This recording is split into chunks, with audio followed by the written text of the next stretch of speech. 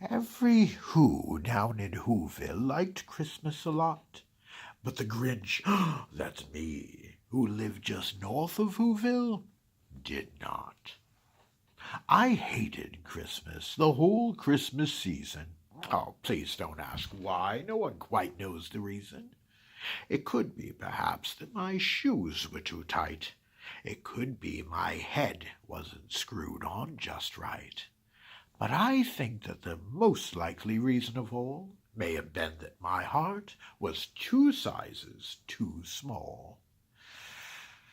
But whatever the reason, my heart or my shoes, I stood there on Christmas Eve, hating the Who's, staring down from my cave with a sour, grinchy frown at the wall-nighted windows below in their town.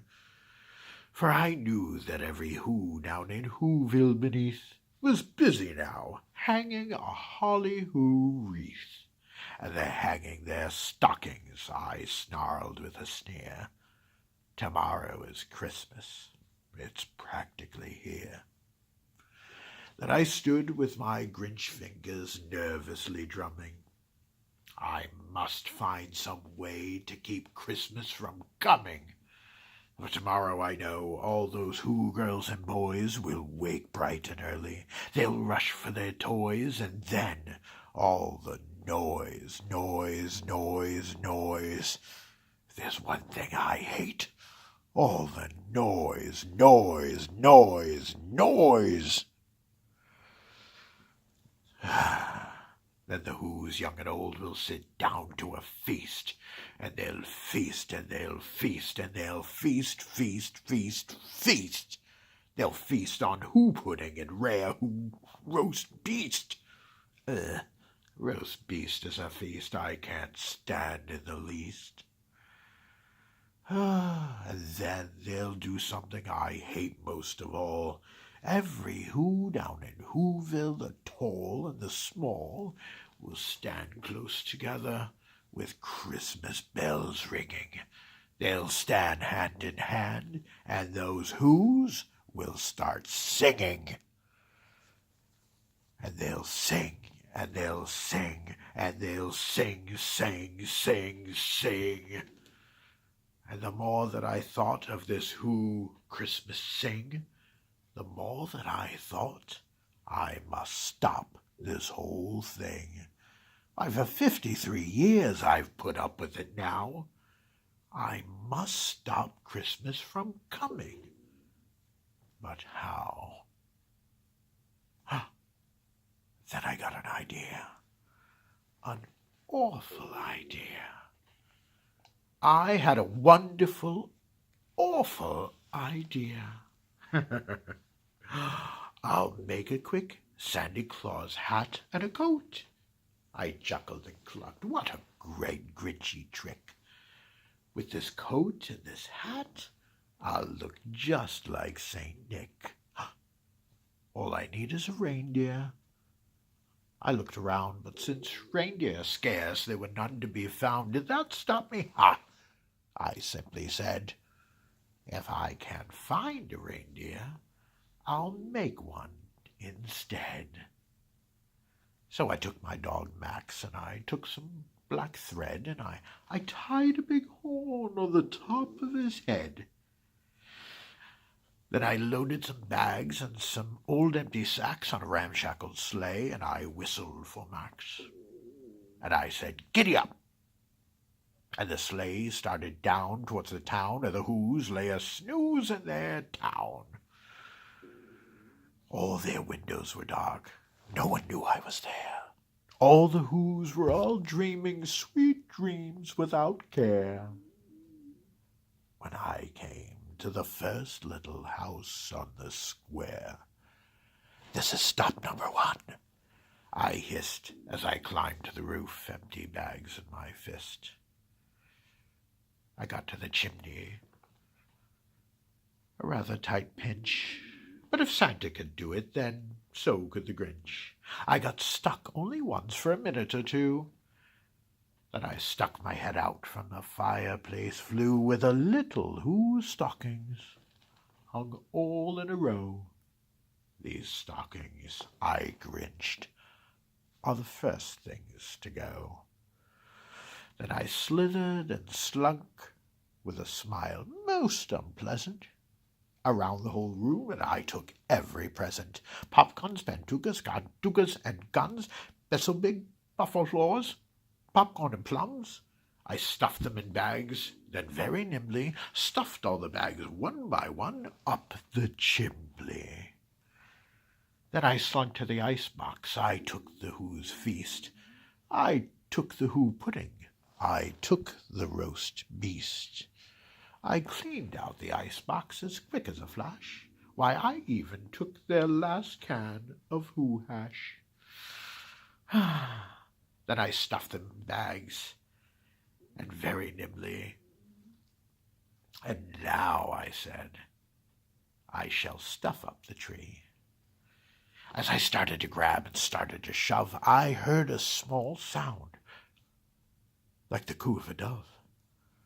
I turned around fast, and I saw a small Who, little Cindy Lou who was no more than 2. She stared at the Grinch and said, "Sandy Claus, why? Why are you taking our Christmas tree? Why?" But you know, I was so smart and so slick that I thought up a lie, and I thought it up quick. "Oh, why, my sweet little tot," I lied, "there's a light on this tree that won't light on one side. So I'm taking it home to my workshop, my dear. I'll fix it up there, then I'll bring it back here." And my fib fooled the child. So I patted her head, and I got her a drink, and I sent her to bed. And when Cindy Lou Who was in bed with her cup, I crept to the chimney and stuffed the tree up. Then I went up the chimney myself, such a liar, and the last thing I took was the log for their fire. On their walls I left nothing but hooks and some wire. And the last bit of food that I left in the house was a crumb that was even too small for a mouse.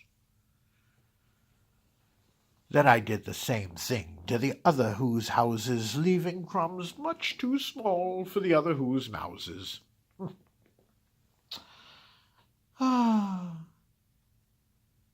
was 1:15, all the Who's still a snooze. When I packed up their presents, their ribbons, their wrappings, their snoof and their fuzzles, their tringlers and wuzzles, 10,000 feet up the side of Mount Crumpet, I rode with that load to the tip-top to dump it. Pooh-pooh to the Who, I was nervously humming. They're finding out now that no Christmas is coming. They're just waking up. I know just what they'll do. Their mouths will hang open a minute or two, and the Who's down in Whoville will all cry, "Boo-hoo!"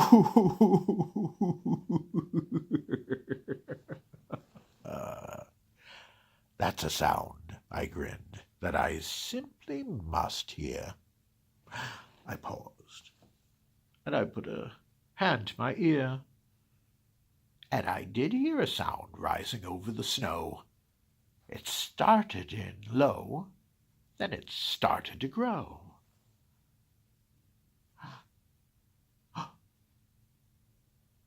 And I did hear a sound rising over the snow.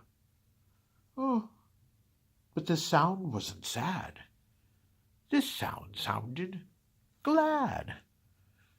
Every Who down in Whoville, the tall and the small, was singing without any presents at all.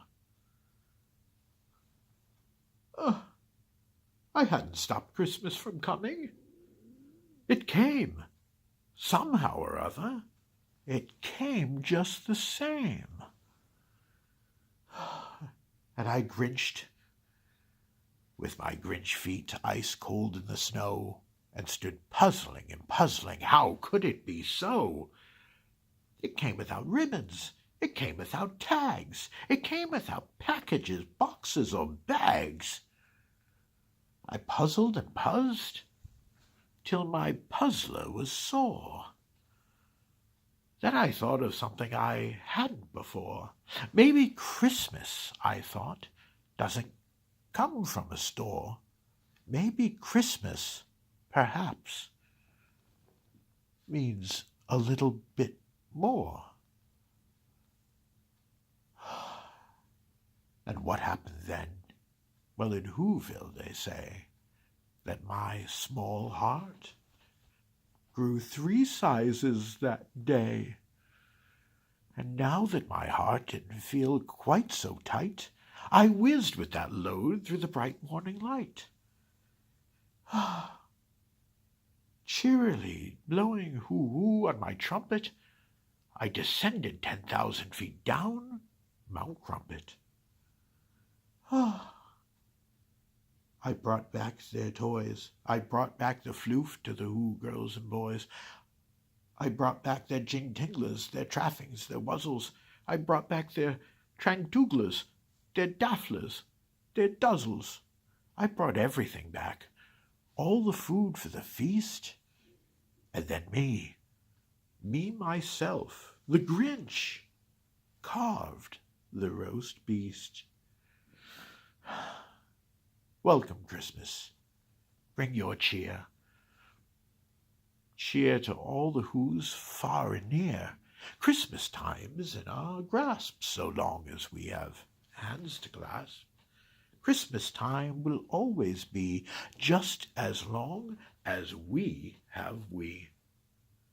Welcome Christmas while we stand, heart to heart and hand in hand. Merry Christmas, everyone.